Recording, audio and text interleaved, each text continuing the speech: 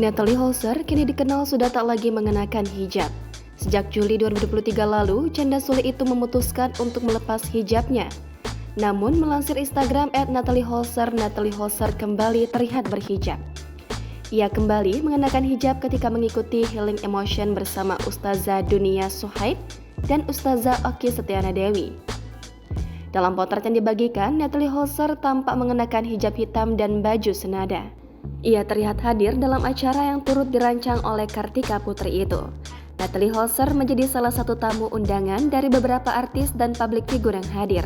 Natalie terlihat duduk di samping Vivi Marisubedi ketika mendengarkan kajian dari Ustazah Dunia Suhaib. Kendati demikian, setelah menghadiri acara Healing Emotion itu, Natalie Holzer tak lagi mengenakan hijabnya. Saat bertemu dengan Marisha Icha dan beberapa teman dekatnya, Natalie kembali tampil dengan rambut panjangnya yang dibiarkan terurai. Sebagai informasi, Ustazah Dunia Suhaib merupakan pendakwa asal Texas, Amerika Serikat. Ia aktif memberikan dakwah seputar kesehatan mental yang turut penting dalam ajaran agama Islam. Ini menjadi kali pertama Natalie Holzer kembali tampil berhijab usai memutuskan untuk melepas hijab 2 bulan lalu. Nampaknya Natalie Holzer begitu antusias menghadiri kajian sekaligus Healing Emotion itu. Pasalnya, saat memutuskan untuk melepas hijab, Marisha Icha, sahabat Natalie Holzer, sempat mengungkap alasannya.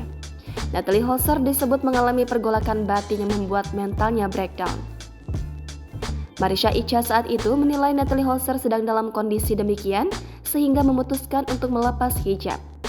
Natalie Holzer disebut tak memiliki pendamping yang terus bersamanya untuk menemani di masa-masa kalutnya. Sebagaimana diketahui, sejak resmi bercerai dari Sule 2022 lalu, Natalie Holzer belum kunjung melepas status jandanya. Jangan lupa subscribe, share, komen, dan like ya!